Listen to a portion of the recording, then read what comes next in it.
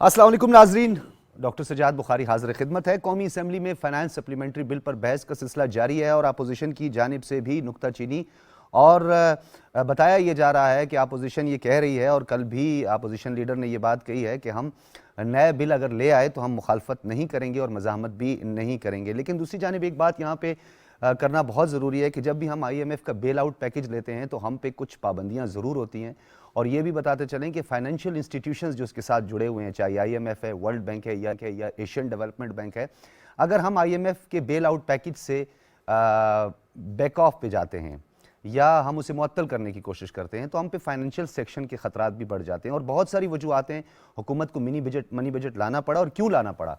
इसके बहुत सारे मुहर्रिकात हैं, ये कोई जानबूझ के कोई खुशी से नहीं लाया गया। इस वक्त जो मुल्क के अंदर इकनॉमिक क्राइसिस हैं, एक आम आदमी की ज़िंदगी की जो मुश्किलात हैं उसको दूर करने के लिए तमाम तर वसाइल भी बुरूकार लाने की ज़रूरत है। लेकिन दूसरी बात एक और बड़ी यहाँ पे अहम है कि आज वफाकी वज़ीर हमाद अज़हर ने बिलावल भुट्टो ज़रदारी को कहा कि आपने बहुत तवील तकरीर की है लेकिन आपको ये भूल गया कि जिन टैक्सेस का आप जिक्र कर रहे हैं उनमें 90% रिफ़ंड होने जा रहे हैं।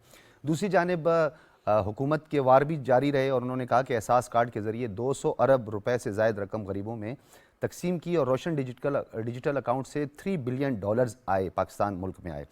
इसके अलावा वफाकी वज़ीर असद उमर ने भी तकरीर की और उन्होंने भी ये कहा कि पिछले साल 4700 अरब टैक्स वसूल किया और नेक्स्ट जो हमारा रेवेन्यू टारगेट होगा वो 600 बिलियन रुपीज़ होगा। और दूसरी जानिब उन्होंने ये भी कहा कि नून लीग ने 5 सालों में किसान की आमदन में इजाफा किया और हमने सिर्फ 1 साल में इतना इजाफा किया। और साथ में उन्होंने कहा गंदम, गन्ने और मकई की रिकॉर्ड फसल हुई है इस साल और हुकूमत नून लीग की 5 साल में किसान के लिए सिर्फ 100 रुपये और हमने 500 रुपये गंदम में इजाफा किया ताकि किसान की मुश्किलात को दूर किया जा सके। ईज़ ऑफ डूइंग बिजनेस में नाज़रीन आपको याद होगा कि पाकिस्तान को 28 दर्जा बेहतरी मिली, लेकिन कॉस्ट ऑफ डूइंग्स पे और जो हमारी मटीरियल कॉस्ट है उस पर आज भी सवालात हो रहे हैं। लेकिन एक्सपोर्ट की कितनी इंपॉर्टेंस है इस पर भी आज हम बात करेंगे। और अपोजिशन डेफिनेटली, हुकूमत हो या अपोजिशन हो, उनको आवाम का मैंडेट है और वो आवाम की ही बात करते हैं, आवाम की फलाह बहबूद की बात करते हैं। हालात इस वक्त क्या हैं, क्या ये फाइनेंस बिल मंजूर होगा और अगर ये मंजूर होगा तो इसके क्या हमारी इकॉनमी पर असरात मुरतब होंगे, इस पर हम बात करने जा रहे हैं। सबसे पहले तारुफ करवाते हैं, चलें इस्लामाबाद स्टूडियोज़ में हमारे साथ मौजूद हैं डॉक्टर निसार चीमा साहब, मेंबर नेशनल असम्बली, आपका ताल्लुक PMLN से है। डॉक्टर रमेश कुमार हैं, आपने हमें वीडियो लिंक से ज्वाइन किया है, मेंबर नेशनल असम्बली, आपका ताल्लुक पाकिस्तान तहरीक इंसाफ से है। आबिद हसन साहब हमारे साथ मौजूद हैं, माहिर माशियात हैं, किसी तारुफ के मोहताज नहीं। आप तीनों हजरात का बहुत शुक्रिया। डॉक्टर रमेश साहब, सबसे पहले आपकी तरफ बढ़ेंगे, क्या समझते हैं अपोजिशन इस वक्त ये दावा कर रही, बल्कि मैं डॉक्टर साहब आपसे ये दावा करूं, ये दावा किस चीज़ का दावा है कि हुकूमत ये बिल मंजूर नहीं कर पाएगी? हुकूमत इससे पहले भी अपने बिल मंजूर करवा चुकी है, बजट मंजूर करवा चुकी है, फिर वोट ऑफ नो कॉन्फिडेंस में भी अपोजिशन को कोई फ़ायदा नहीं हुआ, तो किस बुनियाद पर आप ये बात कर रहे हैं? डॉक्टर साहब, असल बात यह है कि हम जो अपील कर रहे हैं वो ट्रेजरी बेंचेस के जो अरकान हैं उनके ज़मीर से अपील कर रहे हैं। हमारी अपील उनसे है कि खुदा के लिए मुल्क की जो इकनॉमिक इकॉनमी है, मुआशी खुद मुख्तारी है, वो IMF के पास गिरवी ना रखने दें। मेहरबानी करके आप देखें, ठीक है PTI की टिकट पे आप मुंतखब हुए हैं, लेकिन इसका मतलब ये नहीं है कि आप PTI हुकूमत का ये जो है, ये मुल्क की मुआशी खुद मुख्तारी को बिल्कुल ख़त्म करने वाली बात जो है उस पर आप दस्तखत ना करें। और दूसरी बात ये है कि अंदाज़ा करें कि कौन सा, मुझे पूछें, ये जो भी PTI के मेंबरान आए आपके पास आए, आपसे मुलाकात हो, पूछे, कोई एक मेंबर भी नहीं होगा जो कहेगा कि स्टेट बैंक के गवर्नर की तनख्वाह आपको अंदाज़ा डॉक्टर साहब कितनी हुई है? 1.5 करोड़ रुपया महाना। डॉक्टर साहब 1.5 करोड़ रुपया महाना, बाकी मुराद छोड़ के अंदाज़ा कर ले कि ये किसका फैसला है। ये आई एम श्योर कि ये PTI के अरकान असम्बली जो है उनका फैसला नहीं है, ये तो IMF का फैसला है। एक तरफ उनका फैसला ये है कि अवाम का खून चूसो, अवाम का जीना मुश्किल कर दो, और दूसरा ये कि हमारे जो नुमाइंदे हैं, खा वो स्टेट बैंक का गवर्नर हो या लेकिन IMF के साथ हमारी क्या रिश्तेदारी है? आपके भी दौर में 2014 में आप लोगों ने एक दफा दावा किया कि हमने बाय बाय कह दिया उनको, दोबारा आप लोगों ने उनका बेल आउट पैकेज लिया, तो वो तो डेफिनेटली आप पर जो है वो स्टेट बैंक को नोट छापने से मना कर देंगे, वो आप पर जो है ना सब्सिडीज को खत्म करवाएंगे, बिजली के टैरिफ आपको बढ़ाने पड़ेंगे। करता हूँ, फ़र्क क्या है? फ़र्क ये कि हम भी गए IMF के पास, पीपल्स पार्टी भी गई, उनकी गवर्नमेंट गई, लेकिन क्या हमने IMF की शराइत मान के उसका ट्रिकल डाउन इफेक्ट आवाम पे होने दिया? नहीं होने दिया। हमने ये कि वो बोझ महंगाई का नहीं पड़ने दिया, हमने IMF की सारी शराइत मान के उनका सारे असरात अवाम पे नहीं पड़ने दिए, उनका अवाम को रिलीफ दिया। लेकिन आप लोगों ने जो सब्सिडी दी उसका खमियाजा आज हुकूमत को भुगतना पड़ रहा है। नहीं, ये हमारे कर्जों की मद में बैरूनी कर्जों, अक्सर अगर हम कंटिन्यूटी होती उस सिलसिले की, तसलसल होता हमारी हुकूमत का। आज ये है कि आज GDP ग्रोथ जो 5.8 पर हम छोड़ के गए थे, आज कहाँ से 7 तक चली जाती, मैं आपको यकीन दिलाता हूँ। ये इन्फ्लेशन थी, इन्फ्लेशन 4 पे थी, आज 3 गुना से। लेकिन स्टार्टिंग इन्फ्लेशन आप लोगों की भी 13 से ज्यादा थी। डॉक्टर साहब देखें, हम जब छोड़ के गए तो 4 पे थी, 4 पे गए थे, आज 3 गुना से ज्यादा। तो ये जब छोड़ के जाएंगे हो सकता है ये भी 4 पे। नहीं, ये तो छोड़ के जाएंगे, तो छोड़ के पता नहीं ये है कि ये मुल्क को किस हालत में छोड़ के जाएंगे। ये तो सच्ची बात, ये जो कहते हैं कि शुक्र करें दिवालिया नहीं हो गया मुल्क, ये उससे मुझे ये एक वो मिसाल याद आई है डॉक्टर साहब। ये है कि ये एक बेगुनाह आदमी, उस पर केस बन गया, उसका वकील जो था, 2 नंबर वकील था, दूसरे फरीक से मिल गया, जिस तरह ये IMF से मिले हुए। तो वो जो है उसने कोशिश करके, वो बेगुनाह आदमी जो है उसको ये है कि उम्र कैद की सजा दिलवा दी। जब उसने रोना पीटना शुरू किया तो उसने कहा शुक्र करो तुम्हें सजाए मौत से बचा ली है मैंने। ये जिस तरह कह रहे शुक्र करें हमने। रमेश कुमार साहब, डॉक्टर रमेश साहब बताइएगा, अब इस वक्त तो चार्जशीट ही कह दें, डॉक्टर निसार चीमा ने कहा कि ये तो IMF की मुलाजमत हुई और इन्होंने आप पे जो कुछ, लेकिन एक बात यहाँ पे और बड़ी अहम है, हम आवाम को क्यों नहीं बता पाए, हुकूमत आवाम को क्यों नहीं समझा पाई कि मिनी बजट जो है इसके क्या असरात मुरतब होंगे, हमारी मजबूरियां कहाँ हैं, कौन कौन से फाइनेंशियल इंस्टीट्यूशंस जो हैं उनकी जानिब से हमारे ऊपर सैंक्शंस आ सकती हैं, हमें इंटरनेशनली इसका बड़ा सेटबैक और नुकसान हो सकता है। डॉक्टर साहब देखिए, मैं समझता हूँ IMF के हवाले से हर बिजनेसमैन को, काफ़ी लोगों को पता है कि IMF है क्या। IMF एक ऐसा रेगुलेटरी इदारा है जिसके साथ अगर आदमी लूप में आ जाता है तो फिर जो डोनर्स हैं वो भी कम से कम समझते हैं कि पाकिस्तान की या उस मुल्क की इकोनॉमी जो है वो बेहतर डायरेक्शन में जा रही है, तब IMF के साथ उसका मुआहदा हुआ है। अब ये कहना कि निसार चीमा साहब का मुझे समझ में नहीं आया, मैं माजी की हुकूमत का भी हिस्सा था, 2002 से लेके आज तक पता नहीं कितनी गवर्नमेंटें आई हैं और हर गवर्नमेंट के अंदर IMF के जो है वो एग्रीमेंट हुए हैं, MOU साइन हुआ है, हर टाइम पे ये चीज़ें हुई हैं। IMF की टफ कंडीशन मानी गई है, ऐसे नहीं पहली मरतबा मानी जा रही है। और IMF जो करता है वो मुल्क की इकोनॉमी को बेहतर करने के लिए करता है। अब यहाँ पे हम करते हैं सियासत, हम कहते हैं, एक तरफ हम कहते हैं कि IMF के पास जाएं, दूसरी तरफ हम कहते हैं कि IMF की कंडीशन नहीं माने। ये जून के वक्त जो 700-800 बिलियन का वो हमारे ऊपर वो वजन जो डाल रहे थे, आज इसको हम जो इतने अरसा लैंगरान करके जो इस कंडीशन के ऊपर लेके आए हैं, मैं समझता हूँ ये इस गवर्नमेंट की कामयाबी है, जिसकी वजह से जो है वो 5-6 महीना उनको इस सिचुएशन में लेके आया कि नहीं हम ये नहीं ये इतना कर सकते हैं। ठीक है, आज भी इनको पता नहीं कितना प्रेशर था कि आप इतने टैक्सेस लगाओ, ये लगाओ, मगर नहीं माने गए। और ये जो कुछ हो रहा है IMF को पैसे नहीं जा रहे हैं, ये पैसे इस मुल्क की बेहतरी के लिए जा रहे हैं कि मुल्क की इकोनॉमी स्टेबल हो। डॉक्टर साहब आपने अभी बड़ी आम बात की, आपने लोगों कहा कि को पता IMF है जो है वो इन्फ्लेशन के मुल्कों ऊपर की बिल्कुल बेहतरी के इसका- लिए काम करता है और IMF का बेल आउट पैकेज बेहतरी के लिए होता है। इजिप्ट मॉडल हमने देखा कि वहां पर इकोनॉमी किस तरह कोलैप्स की, फिर ये FATF के जरिए, एवरीबडी नोज के FATF financial action task force के जरिए इन तमाम फाइनेंशियल इंस्टीट्यूशन के हमें मातहत किया जाता है। इस IMF के चुंगल से कैसे छुटकारा पाया जाएगा, क्या इसके लिए हिकमत अमली अडॉप्ट की गई है? चले अब तो हमने एक बेल आउट पैकेज लिया है, अब अपोजिशन को भी समझना चाहिए कि हमारी अब एक मजबूरी है, हम आगे बहुत मुश्किल में फंस सकते हैं। क्या इसके लिए कोई लॉन्ग टर्म तवीलुल मुद्दती कोई प्लान कि हम अपनी खुद जनरेट करें, हम इनकम जनरेट करें, हमारे पास ऐसी, हम देखें एग्रीकल्चर बेस्ड इकोनॉमी है, हमारे पास रिसोर्सेज हैं, हमारे पास एनर्जी के प्रोडक्शन के लिए हमारे पास किसी चीज़ की कमी नहीं है, विल कहीं कहीं पे हमें उसकी ज़रूरत पड़ती है। देखिए, मैं समझता हूं कि अगर आप समझते हैं कि हमें FATF भी हमारे ऊपर उंगली नहीं उठाए, रिलीजियस फ्रीडम हमारे ऊपर बात नहीं करे, हम इंटरनली अपना इकोनॉमी के हवाले से IMF भी उससे भी हमारा छुटकारा मिले, उसके लिए हमें इंटरनली मजबूत होना पड़ेगा। इंटरनली जो है एक दूसरे की टांगें नहीं खींचनी पड़ेगी। अगर हम हमारी फॉरेन पॉलिसी बेहतर होगी तो फिर हमारी इकोनॉमिकली पॉलिसी जो है वो बेहतर, ये दोनों आपस में मिले हुए हैं।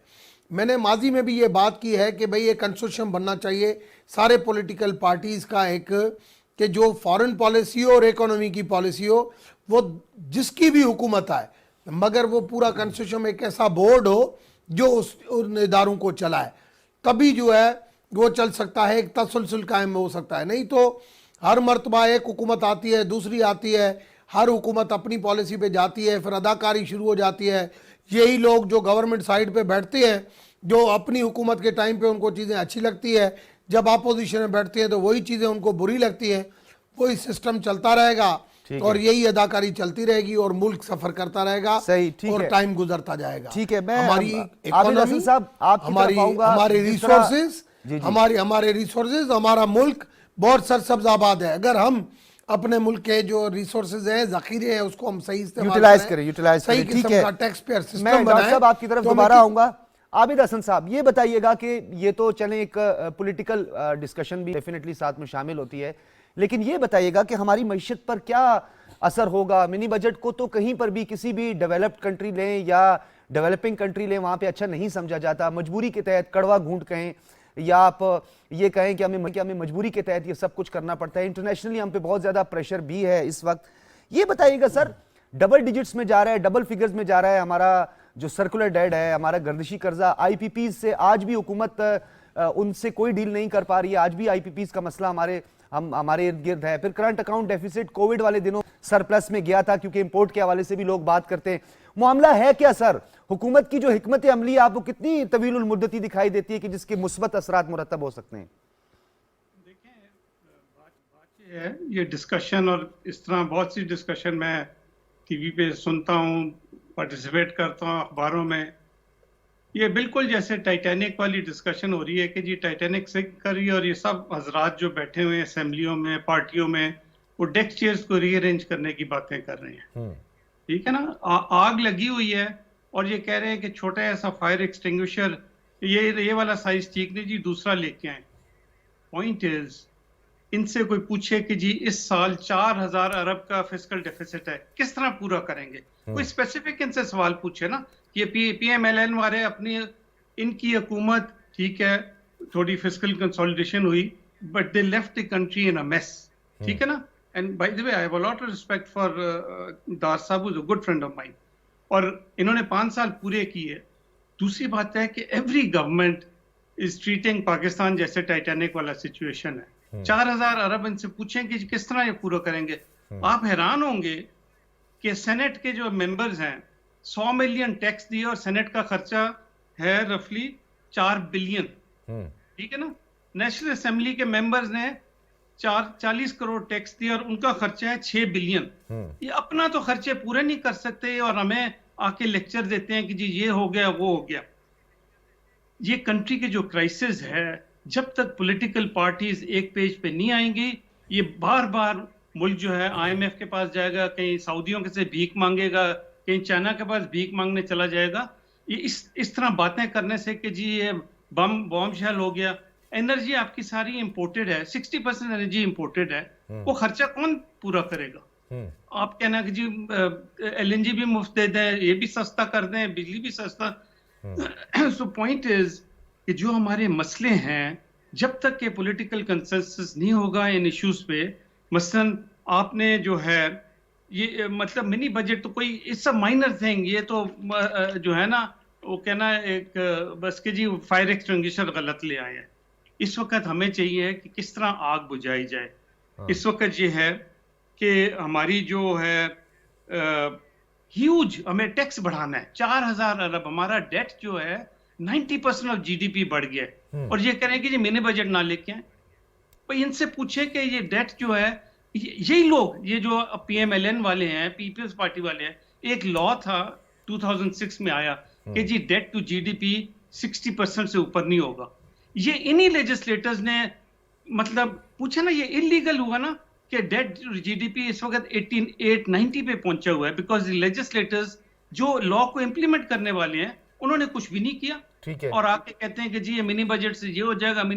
पूछे नहीं सर, ये बात कही है कि हमारा रेवेन्यू टारगेट बढ़ा है, पिछले साल 4700 अरब टैक्स वसूलियां हुई हैं। नहीं, बात सुने 4000 अरब का डेफिसिट है इस कमिंग ईयर में विद द न्यू टारगेट। 4000 अरब ये कहां से आएगा? इनकी जेबों से तो नहीं आएगा, ये तो टैक्स भी नहीं देते। ये 4000 अरब टैक्स पेयर्स ने देना है। अभी तो सिर्फ मिनी बजट से 350 अरब इकट्ठा कर रहे हैं। ये बाद में कहना कि जी IMF हमें ये कह रहा है 4000 अरब हमें इस साल फिस्कल डेफिसिट पूरा करना है। पूछिए इनसे कहां से करेंगे। अच्छा, एक और सवाल बड़ा आम है आबिद हसन साहब, आपसे बेहतर कोई भी नहीं बता सकता। ये बताइएगा कि अपोजिशन भी ये बार बार सवाल कर रही है कि 350 अरब रुपए जो टैक्स छूट है वो आम आदमी पर उसका असर नहीं पड़ेगा, जबकि अपोजिशन ये कहती है तो फिर ये टैक्स कौन अदा करेगा? देखें, टैक्स, कोई भी टैक्स लगे वो किसी ना किसी ने देना है। अनफॉर्चुनेटली इस कंट्री ने, और ये लेजिस्लेटर्स की गलती है और किसी की गलती नहीं है, ये पार्टी की गलती है, 60% 70% टैक्स जो है इनडायरेक्ट टैक्स है। बिकॉज ना ये खुद देना चाहते हैं, वही तो मैंने कहा ना, ये इनका अपना टैक्स बिहेवियर देखे ना। पूरी नेशनल असेंबली में 40 करोड़ टैक्स इकट्ठा हुआ है, तो लोग क्यों टैक्स देंगे? सो बेसिकली चूंकि इन्होंने लॉज बनाए हैं, ये PMLN अपनी जाके देखे ना, इनके दौर में भी इनडायरेक्ट टैक्स 70% था of the total tax, because इनमें हिम्मत नहीं थी कि डायरेक्ट टैक्स इंक्रीज करें, इनमें हिम्मत नहीं थी कि वेल्दी पे टैक्स लगाएं। इट वाज सो इजी कि जी इनडायरेक्ट टैक्स लगा दें, पेट्रोल पे लगा दें, इस पे लगा दें, GST लगा दें, 17% कर दें GST, बिकॉज ना ये अपने आप को टैक्स करना चाहते हैं ना ये वेल्दी लोग। ये आपका जो नुक्ता है आबिद हसन साहब, बड़ा आम नुक्ता है डॉक्टर साहब। जिस तरह आबिद हसन साहब भी कह रहे थे, उन्होंने एक बात बड़ी अहम की है कि 60 to 70% इनडायरेक्ट टैक्सेस की बात की। ट्रस्ट डेफिसिट है, जब तक ट्रस्ट डेफिसिट खत्म नहीं होगा, एतमाद का फुकदान जब तक रहेगा, हमारा रेवेन्यू टारगेट भी पूरा नहीं होगा। और लेट्स सपोज अगर हम रेवेन्यू टारगेट पूरा भी करते हैं तो जिस तरह आबिद हसन साहब ने उस अशराफी और माफिया की तरफ इशारा करते हुए कहा कि वो टैक्स नेट में नहीं है, डॉक्यूमेंटेड, हम किस तरह करेंगे इकॉनमी को? डॉक्टर साहब, आई एम सॉरी, मैं मोहतरम आबिद हसन साहब को से मेरा तारुफ नहीं है, मैं जानता नहीं हूँ। मैं जानता होता तो फिर मैं ज़रूर उनसे पूछता कि आपने पिछले इतने अरसे में आपने कितना टैक्स दिया है, फिर मैं मुकाबला भी करता कि हम कितना टैक्स दे रहे हैं और आप कितना दे रहे हैं, आपकी क्या कंट्रीब्यूशन है और हमारी क्या कंट्रीब्यूशन है। मैं नहीं बयाना चाहता, मेरा तारुफ नहीं है, मेरी अपनी राइलमी का मैं एतराफ़ करता हूँ। देखिए ये, लेकिन उनकी बातों से लगता ही है कि 22 करोड़ आवाम में से वाहिद ये साहब हैं जो दर्द दिल रखते हैं। सर वो 22 करोड़ आवाम की बात करें, उन्होंने हुकूमत अपोजिशन सबको कहा है। 22 करोड़ आवाम के हम नुमाइंदे हैं डॉक्टर साहब, 22 करोड़ आवाम का हम वोट लेके आए हैं। आप वोट लेके नो डाउट नुमाइंदा नहीं को बन सकता। नहीं, मैं वो कह रहा हूं कि वो आवाम की जज्बात की नुमाइंदगी करते हुए जो उनके हालात है उसकी बात कर रहे हैं। आवाम का देखे, आवाम के दुख दर्द का हमें पता है, आवाम हमें मुंतखब करके भेजते हैं, हमें पता है, इसीलिए हम चीख रहे हैं कि ये जो है ये मिनी बजट और मनी बिल जो है ये अवाम के ज़ख्मों के ऊपर नमक पाशी है, अवाम के दुखों का मदावा नहीं है, अवाम के दुखों को मल्टीप्लाई करने वाली बात है। तो क्या कहें IMF को सर, क्या कहें? हम उससे कहें कि जी बस मैं जिस तरह मैंने गुजारिश की IMF के पास हम भी गए, लेकिन क्या हमने ट्रिकल डाउन इफेक्ट उसके असरात का अवाम पे होने दिया? तो आपने सब्सिडाइज किया ना। हमने देखें, हमने जो किया, मैं यही कह रहा हूँ कि ये क्यों नहीं कर सकते थे? इनकी नाअहली है, बदइंसामी है, असल बात ये है, ये नहीं है कि ये कर नहीं सकते थे। असल बात अगर पॉलिटिकल विल होती, इनमें अहलियत होती, ना कॉम्पिटेंस है, ना पॉलिटिकल विल है, ना ये कि कोई टीम है, ना तजुर्बा है, ना प्रोग्राम है, ना पॉलिसी है, ना कोई विजन है। बात ये नालायक लोगों के ये हवाले मुल्क कर दिया गया, खिलाड़ियों और अनाड़ियों के हवाले कर दिया गया मुल्क, जिसकी सजा पूरी कौम भुगत रही है। ये इस काबिल नहीं है डॉक्टर साहब, ये इस काबिल नहीं थे। अगर ये इस काबिल होते तो हमारी जो कंटिन्यूटी होती, ये 5.8 पे हम GDP ग्रोथ छोड़ के गए थे, इसको 6 से क्रॉस कर। देखिए हुकूमत तो ये कह रही है कि हमें तवीलुल मुद्दती और लॉन्ग टर्म प्लानिंग के लिए कड़वा घूंट पीना पड़ेगा।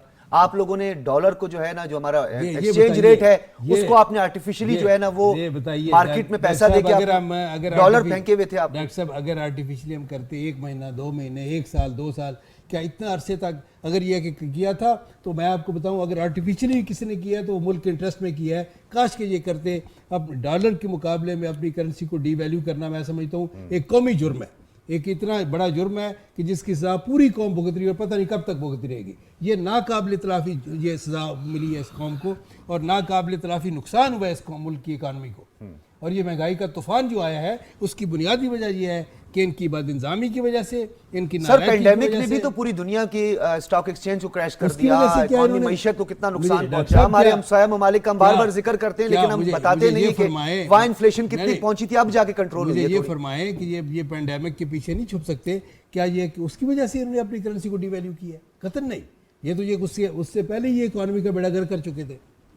उसकी बुनियादी वजह डॉक्टर साहब, उसकी बुनियादी वजह ये है कि ये नालायक लोगों का टोला है जिनके पास ये देखें ना, आप कहीं आप मुझे बताइए कि right man for the right job वाला असूल कहीं आपको कार फरमा नजर आता है? ये साहब जो अभी ये हमारे मुआशियात हैं, मुझे नहीं पता, मेरा तारफ नहीं है, लेकिन गालबन कोई मुआशियात से इनका ताल्लुक है। इनकी खिदमत हासिल करने बड़े काबिल आदमी हैं, तो इनकी खिदमत पीटीआई गवर्नमेंट हासिल करे, इनकी सलाहियतों से फ़ायदा उठाए, अवाम को तो कोई रिलीफ मिले खुदा के लिए। खैर ये तो अब हुकूमत का फैसला है। हम यहाँ पे मुझे ब्रेक का कहा जा रहा है। नाज़रीन, हम यहाँ पे एक ब्रेक लेंगे और उसके बाद डॉक्टर रमेश कुमार से ये पूछेंगे कि डॉक्टर चीमा ये कह रहे हैं कि इनको हुकूमत चलानी नहीं आती है और मईशत को इस मुश्किल दौराहे पे और इस चौराहे पे ला के खड़ा कर दिया है कि हालात इतने गंभीर हो गए हैं कि आगे आने वाली हुकूमत के लिए भी बहुत मसाइल पैदा होंगे। मज़ीद इस पर गुफ्तगू हम करेंगे, लेकिन यहाँ पे लेंगे एक ब्रेक के बाद गुफ्तगू सिलसिले को जारी रखेंगे।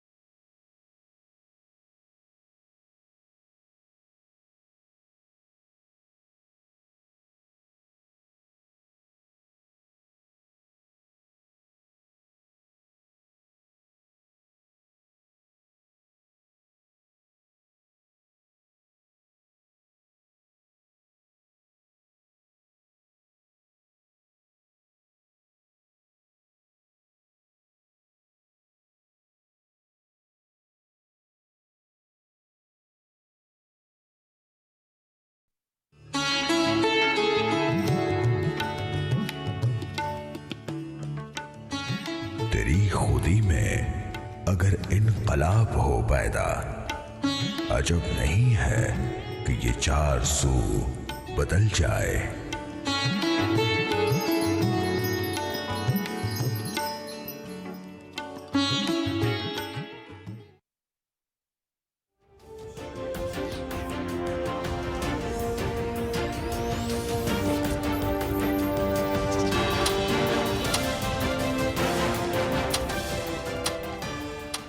वेलकम बैक नाज़रीन।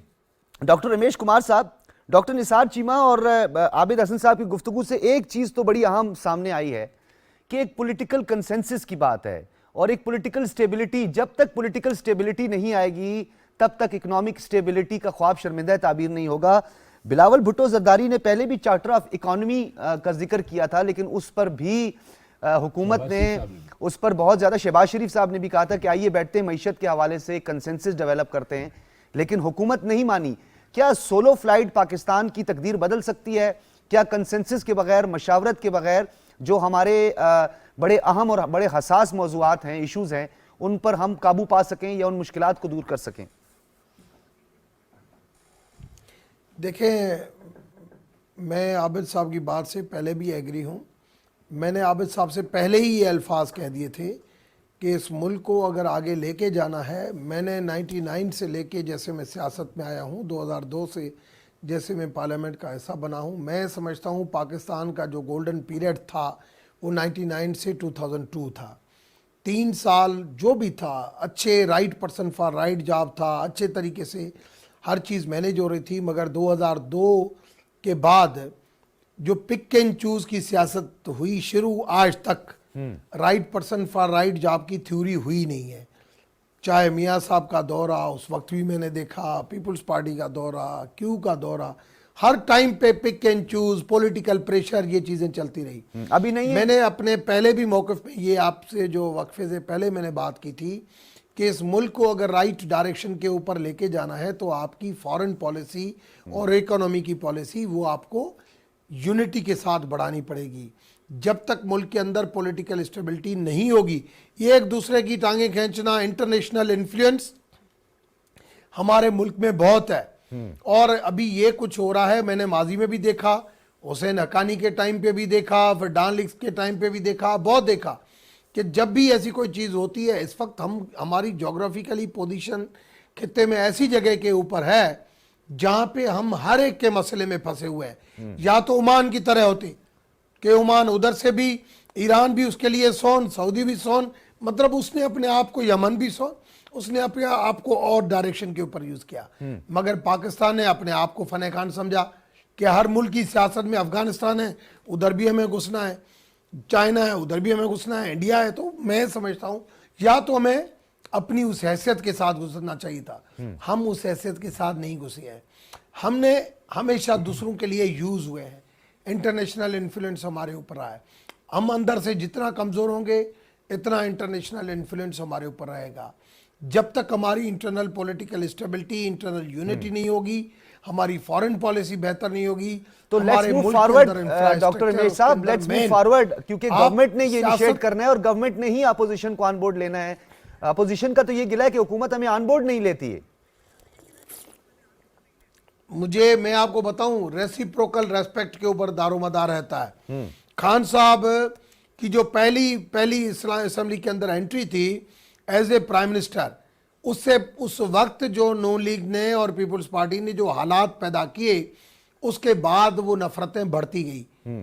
ठीक पॉलिटिकली होता यह है कि आदमी जलसेगाह में होता है, एक दूसरे को गालियां देता है। माजी में मुझे बताएंगे पीपल्स पार्टी ने नून को दी, नून ने पीपल्स पार्टी को दी, मगर फिर जब इजलास शुरू हुए तो आपने देखा कि खुर्शीद शाह और नवाज शरीफ साहब एक जैसे हो गए थे।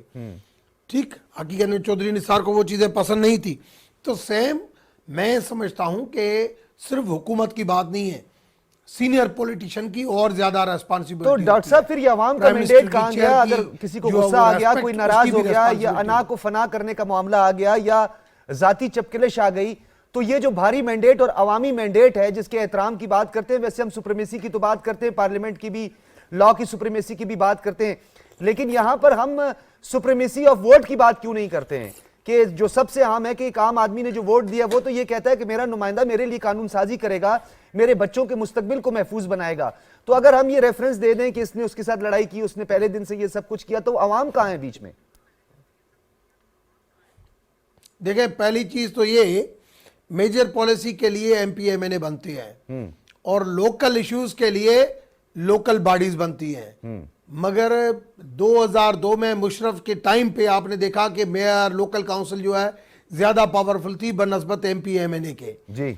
उसके बाद हमेशा एमपीएमएनए लोकल रोडों की सियासत की, गलियों की सियासत की, उधर उन्होंने अपना तवज्जो दिया, असेंबली के अंदर नहीं दिया, असेंबली के अंदर हाजिरी भी नहीं रही, असेंबली के अंदर हाजिरी नहीं रही, असेंबली के अंदर इंटरेस्ट नहीं रहा, असेंबली के अंदर वो डिस्कशन नहीं रही।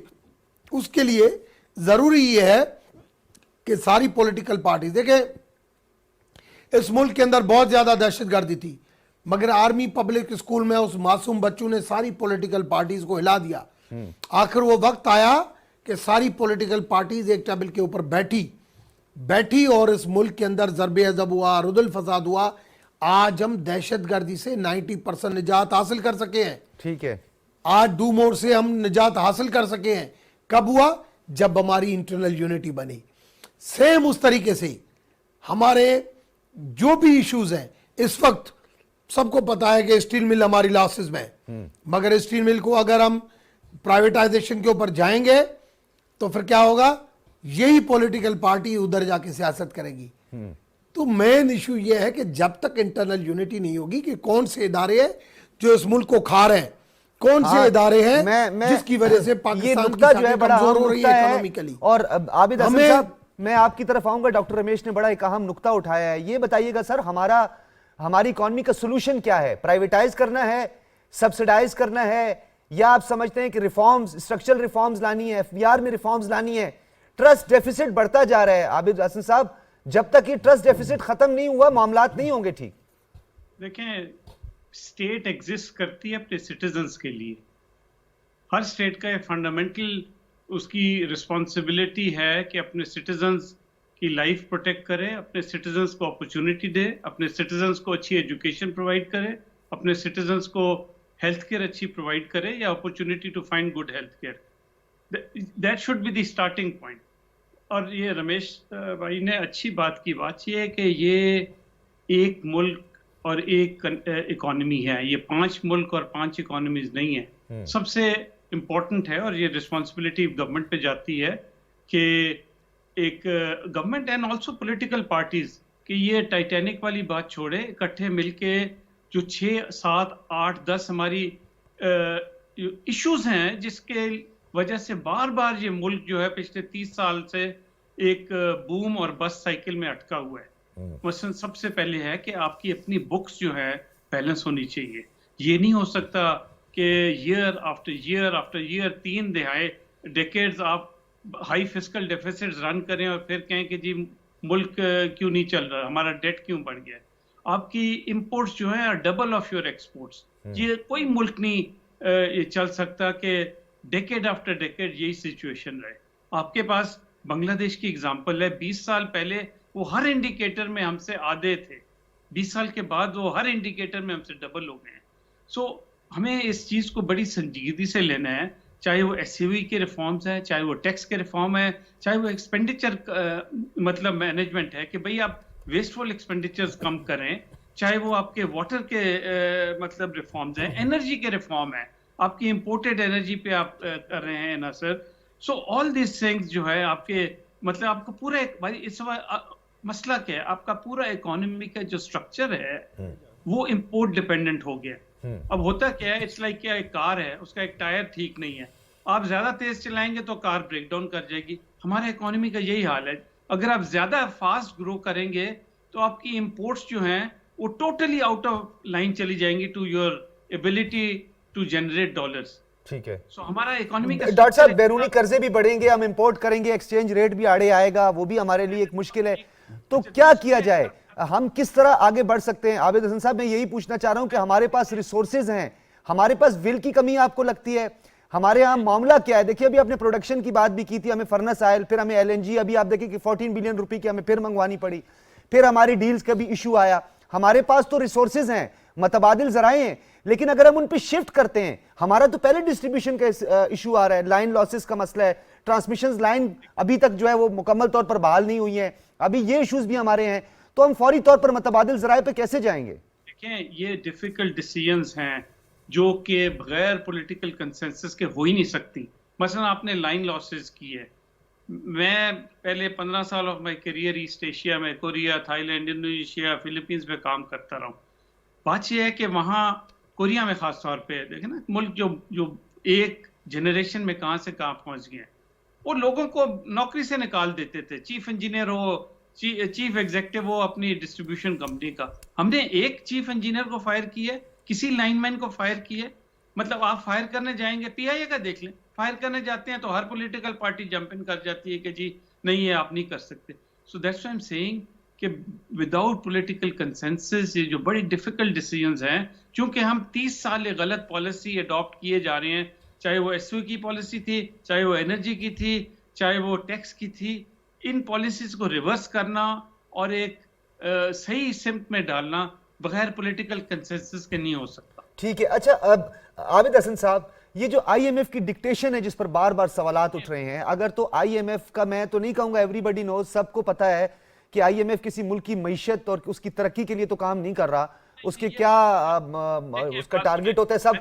लेकिन आबिद साहब, एक चीज बड़ी आम है जो सवाल मैं आपसे करना चाह रहा हूं, क्या आईएमएफ ही डिक्टेट करेगा कि एक आम आदमी पे जुल्म ढाया जाए? क्या ये आईएमएफ हमें डिक्टेट करेगा कि बिजली के टैरिफ में इजाफा करें? आईएमएफ हमें बताएगा कि सब्सिडी आप खत्म करें, आवाम को रिलीफ बिल्कुल ना मिले? जिस तरह शौकत तरीन साहब ने अपने मनसब संभालने से पहले ये वादा किया था, दावा भी किया था कि मैं आईएमएफ के पास जाऊंगा, जुल्म किया उन्होंने बिजली का टैरिफ और इतना हमें मुश्किल बेल आउट पैकेज मिला है और ये ज्यादती हुई है हमारे साथ।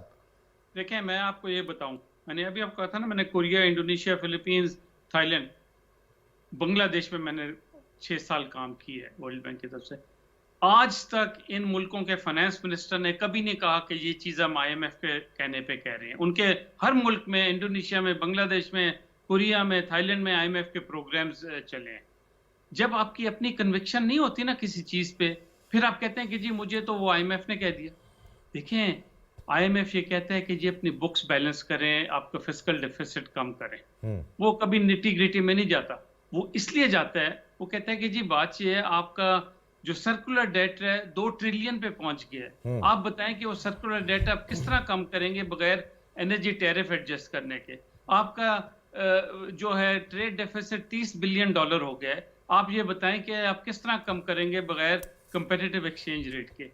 आपका डेट जो है 90% GDP पे चला गया है। आप ये बताएं आप किस तरह कम करेंगे, क्योंकि आप तो फाइनेंशियली स्टेबल ही नहीं। सर एक्सपोर्ट बढ़ानी है ना, एक्सपोर्ट बढ़ानी है, फिर क्वालिटी कंट्रोल का इशू आ जाता है, कॉस्ट ऑफ मटेरियल का इशू आ जाता है, फिर बहुत सारे हमारे पास इश्यूज आते हैं सर। ये इश्यूज हर बांग्लादेश को इशू नहीं है ये थाईलैंड को इशू नहीं होता। कोरिया में सब चीजें इंपोर्ट होती हैं, आपको पता है। जापान में चीजें इंपोर्ट होती है। ये बात नहीं है। बात यह है कि अगर आपकी पॉलिसी नहीं सही और वो गलत पॉलिसी आप 20-20 साल, 30-30 साल, 40 साल आप परसू करते रहें, तो एंड पे जाके आप क्लिफ पे खड़े हुए हैं। ठीक है, तो फिर आप ब्लेम IMF को करते हैं बजाय अपने आप को करने के। जी हाँ ठीक है, हमने 20-30 साल ये गलत पॉलिसी की है, अब हमें क्लिफ से पीछे हटना है और कोई ऐसा अपने एक ट्रेजेक्ट्री पे मुल्क को लेके जाना है कि हम दोबारा क्लिफ पे आके ना खड़े हों। ठीक है, ठीक है। डॉक्टर निसार चीमा साहब, ये बताइएगा कि जिस तरह आबिद हसन साहब भी अभी बात कर रहे थे कि हुकूमतें जो होती हैं, जिन्होंने जो लेजिस्लेटर्स होने, उन्होंने तवीलुल मुद्दती प्लान तरतीब देने होते हैं, 20 साल 30 साल। सिर्फ पॉलिटिकल ऑब्जेक्टिव, इलेक्टोरल ऑब्जेक्टिव ही रहा है माजी में भी कि आने वाली हुकूमत के लिए कम से कम आसानियां पैदा हो, इनकम जनरेट हो, लोग हमारे पैरासाइट बने। अब आप लोग कहते हैं कि हम लोगों ने इतने अजीमुशान मंसूबे बनाए, तो $46 बिलियन की इन्वेस्टमेंट चाइना ने की, उसमें जो है $10 बिलियन से ज्यादा जो था वो सिर्फ और सिर्फ तवानाई पे था, वो हमने सर्व किया। लेकिन एक आम आदमी ये कहता है कि जी मेरे लिए मुश्किलात क्यों बढ़ रही हैं, क्यों माजी की हुकूमत जो है इतना खसारा छोड़ करके कि आज भुगतना पड़ रहा है। डॉक्टर साहब देखिए, गुजारिश ये है कि मुझे मोहतरम आबिद हसन साहब की बात सुन के लग रहा था कि जैसे कोई वो IMF के केस की यानी वकालत फरमा रहे हैं, उनको प्लीड कर रहे हैं उनका केस, जबकि मैंने एक आम आदमी का केस प्लीड करना है। मैं आम आदमी का नुमाइंदा हूँ। देखिए, गुजारिश ये है कि IMF को कोई हक नहीं है, जिस तरह आपने कहा, कि वो ये फैसला करे कि यहाँ टैक्सेस बढ़ाने हैं, बिजली का टैरिफ ये होना चाहिए, गैस का ये होना चाहिए, एडिशनल टैक्सेस ये लगने चाहिए। मैंने देखिए अवाम का मफाद का तहफ़्फ़ुज़ करना है हुकूमत ने, और हुकूमत ये है कि ये आखिर किस मर्ज़ का इलाज है अगर उसने IMF की कैपेसिटी नहीं है, मकरूज है। नहीं, $12 बिलियन सालाना हमको जो है इंस्टॉलमेंट देनी पड़ती है। कैपेसिटी डॉक्टर साहब, मुल्क में बड़ी कैपेसिटी है, हुक्मरानों में नहीं है। असल बात यह है कि इनमें अहलियत नहीं है, कैपेसिटी नहीं है, इनमें अहलियत नहीं है। मुल्क में बड़ा पोटेंशियल है, काश कि ये है कि हमें लीडरशिप अच्छी मिलती। सर आपको बिजली में सब्सिडी देनी पड़ रही है, कॉस्ट ऑफ प्रोडक्शन का मसला है। अगर 20 रुपए यूनिट हमें तैयार होता है, 15 में हम देने, 5 रुपए हुकूमत सब्सिडी दे। कि क्या ये सारी चीजें मौजूद नहीं थी हमारे दौर में? क्या हमने सब हर चीज पे कंट्रोल नहीं किया? क्या हमारे दौर में गैस, बिजली, पेट्रोल की कीमतें स्टेबल नहीं रही? बैरूनी कर्जा बढ़ा? क्या नहीं, इन्होंने तो ये कि रिकॉर्ड काम किया बैरूनी कर्जे लेने का। हमने जितने अरसे में जितना जो कर्जा लिया, उससे तो ज्यादा ये है कि ये ले चुके हैं। हमने तो बड़े बड़े ये मंसूबे कामयाब किए। तो उसमें तो CPEC के ज्यादा मंसूबे थे ना। हमने तो देखे हैं, CPEC के अलावा देखिए मोटरवेज के जाल बिछा दिए, हमने लोड शेडिंग बिजली की जो उस पर काबू पाया। इन्होंने क्या किया है? जो रिकॉर्ड कर्जे लिए हैं उससे इन्होंने किया क्या है? लेकिन एक आखिरी बात डॉक्टर साहब, इससे हट के, चूँकि अभी मोहतरम रमेश कुमार साहब ने जिक्र किया था, एक तो मैं इत्फाक करता हूँ उनकी बात से कि कंसेंसस होना चाहिए, और इसी वजह से ये पैदा करने के लिए, एक ये इत्फाक राय पैदा करने के लिए पहली स्पीच में कायदे हिज़्ब इख्तिलाफ में शहबाज शरीफ साहब ने कहा था कि आए हम ये है कि चार्टर ऑफ इकॉनमी पे साइन करें। ये एक सियासी जमात का मसला नहीं, पूरी कौम का है, मिल के फैसला करें कि आगे हम कैसे बढ़े। अच्छा, लेकिन उन्होंने ये कि ये तावन का, लेकिन हुकूमत तो कहती है चार्टर ऑफ मुकमुका की बात करते हैं आप रिलीफ मांगते हैं अपने केसेस में। हमने कहा कि हमने आज आप अकाउंटेबिलिटी से छुटकारा चाहते हैं। हमने डॉक्टर साहब आज तक किससे मांगे और क्यों मांगा है? मुझे बता दें, हमने आज तक किससे मांगा है? आज तक ये साबित नहीं कर सके कि हमने किसी आदमी से। लीफ तो इन्होंने खुद अपने आप को दी है, लीफ तो इन्होंने कदम कदम पे अपने हमशीरा मोहतरमा को दिया, अपने आप को दिया, बनी गाला को ये उसको रेगुलाइज करने के लिए छोटा मोटा वो जो है जुर्माना अदा करके रेगुलाइज करवा लिया। आम आदमी के लिए कोई NRO नहीं है, अपने लिए लोगों के लिए सारे NRO हैं। देखें, खा वो मालूम जबा केस हो, बिलियन ट्री स्कैंडल हो, ये आटा माफिया, चीनी माफिया, इस तरह के सारे आम आदमी अगर कैदी हो, देखें। लेकिन एक मुजरिम हो, डॉक्टर साहब इससे मैं कन्विक्टेड हो, नहीं, मैं- वो बैरूनी मुल्क जाके बैठ जाए, क्या ये काम आदमी क्या कर सकता है? वो बैरूनी मुल्क जाने वाले को फरार होके गया? क्या ये कि गवर्नमेंट की जो एक सरकारी मेडिकल बोर्ड की वादा करके गया, वापस नहीं आया मुझे अभी ये तक। फरमाए कि ये गवर्नमेंट के एक सरकारी मेडिकल बोर्ड के यूनानिमस रिकमेंडेशन पे गया कि नहीं, अदालत की इजाजत से गया कि नहीं? तो अब आ जाए ना, हाँ? जब ये तकारीर होती है, वीडियो लिंक का खिताब होता है, सब कुछ है, तो अब आ जाए। जब ये कि उनके वालिदैन इजाजत देंगे तो वो फौरन आएंगे, बिल्कुल आएंगे। लेकिन एक मैं आखिरी बात डॉक्टर साहब आपकी इजाजत से, बात ये है, अभी बात रमेश कुमार साहब ने की थी कि पाकिस्तान ने हर जगह जो है अपने हमसायों के साथ, जैसे उनकी बातों से लग रहा था कि हमने मुदाखलत की है। हमारे देखिए 4 हमसाए हैं, हमने किसी के मामलात में मुदाखलत नहीं की। चाइना हमारा बेहतरीन दोस्त है, ईरान के साथ हमने कभी इस तरह मुदाखलत नहीं की, बरादराना हमारा मुल्क है। अफ़गानिस्तान के साथ हमारे बड़े बरादराना ताल्लुकात रहे हैं, सिर्फ ये कि मुशर्रफ ने आके अमेरिका का साथ दिया हमलावरों का, जिसकी वजह से उनके साथ ताल्लुकात ख़राब हुए। अब मुझे उम्मीद है इंशाल्लाह ताल्लुकात बहाल होंगे, उसके मुकाबले में देखें। ठीक है, एक आखिरी बात जी, हिंदुस्तान के अपने सारे हमसायों के साथ, उनके सारे हमसायों उनसे तंग हैं। वजह क्या है? हाँ। उनके जारियाना अजान नहीं, ये बात से मैं आपकी इत्तेफाक करता हूँ कि पाकिस्तान ने हमेशा अपने हमसाया ममालिक के साथ अच्छे ताल्लुकात। ना सिर्फ ये कि हिंदुस्तान के हमसाये उससे तंग है, उसके अंदर बसने वाली सारी अकलीतें, खा मुसलमान हो, खा सिख हो, खा ईसाई हो, ना उनकी नहीं, ये एक नुक्ता आपका मैं इसको इंडोर्स करता हूँ। ना माल महफूज है, ये ना आबरू महफूज है, डॉक्टर रमेश ना कुमार, उनकी इबादतगाह महफूज। कौमी सलामती पॉलिसी के मंदरजात भी सामने आएंगे। अभी तक तो बहुत सारी तफसीलात हमारे सामने नहीं आई, हम उस पर बात भी करेंगे, लेकिन एक आम आदमी की मईशत पर फोकस रहा है, इसको आप टाइटल कहें या कौमी सलामती का जो एजेंडा है उसमें वाज़े तौर पर एक आम आदमी की मईशत और एक आम आदमी के जिंदगी में बेहतरी की बात की गई है।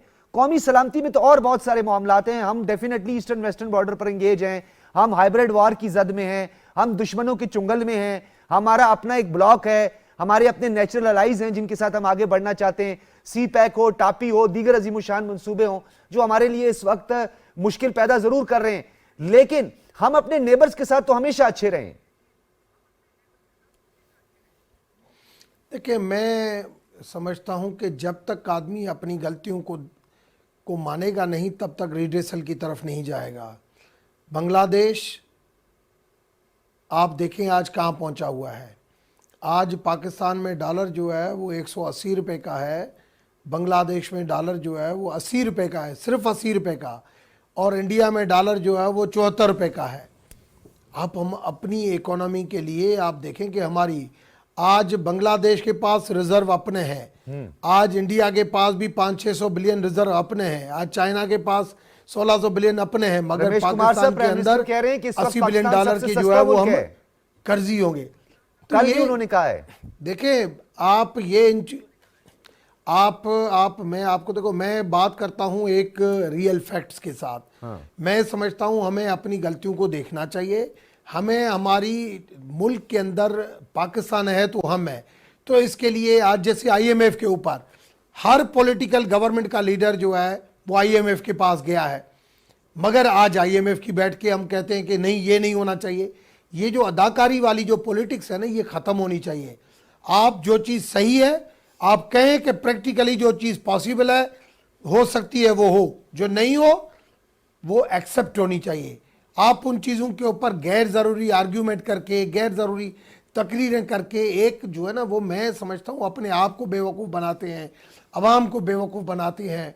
कौन सी पॉलिटिकल पार्टी है जो नहीं चाहेगी कि हम पब्लिक पॉपुलर फैसले करें, मगर पाकिस्तान पॉपुलर फैसले करने पड़ेंगे कि हमारे जेब में कितना है, हम कितना सब्सिडी दे सकते हैं, हम कितना खर्च कर सकते हैं। एहसास हर लीडर को होता है कि मैं गरीबों का एहसास करूं, मगर उसको ये भी देखना चाहिए कि मेरे खजाने में कितने पैसे हैं। ठीक है, डॉक्टर रमेश कुमार साहब आपका बहुत शुक्रिया, member national assembly Pakistan Tehreek Insaf से हमारे साथ मौजूद थे। बर्दाश्त करता है, मगर बहुत शुक्रिया मुझे डॉक्टर साहब, सही ट्रैक के ऊपर लेके जाना है मुल्क को। बहुत शुक्रिया आपका। डॉक्टर निसार चीमा साहब, मेंबर नेशनल असेंबली पीएमएलएन से आपका ताल्लुक, आपका बहुत शुक्रिया। आबिद हसन साहब माहिर माशियात हमारे साथ मौजूद थे। नाज़रीन, यहाँ पे एक बात करना बहुत ज़रूरी है, आज की पूरी गुफ्तगू का अगर खुलासा निकाला जाए, ऐसे कंक्लूड किया जाए, इखलाकी इक़दार, सियासी कंसेंसस और मशावरत से ही हम आगे बढ़ सकते हैं और अपनी मुल्क की जो मईशत है, जो उसके मनफी असरात हैं, उसे दूर कर सकते हैं। और political stability is the most important factor. जब तक हम पॉलिटिकल स्टेबिलिटी नहीं लाएंगे, इकोनॉमिक स्टेबिलिटी का ख्वाब शर्मिंदा ताबीर नहीं हो सकता। अवाम के मफाद में, एक आम आदमी की ज़िंदगी की बेहतरी के लिए तमाम सियासी जमातों को इकट्ठा होकर एक सिमत का तयन करना पड़ेगा और एक दुरुस्त सिमत का तयन करना पड़ेगा। और तवीलुल मुद्दती, जिसका मैंने बार बार जिक्र किया आज के शो में, कि लॉन्ग टर्म प्लानिंग, जिससे एक आम आदमी का मुस्तकबिल, उसके बच्चों का मुस्तकबिल महफूज हो। ये कैसे होगा? ये पार्लियामान के अंदर होगा और उसकी सुप्रीमेसी से होगा। इजाज़त दीजिए, अल्लाह हाफिज़।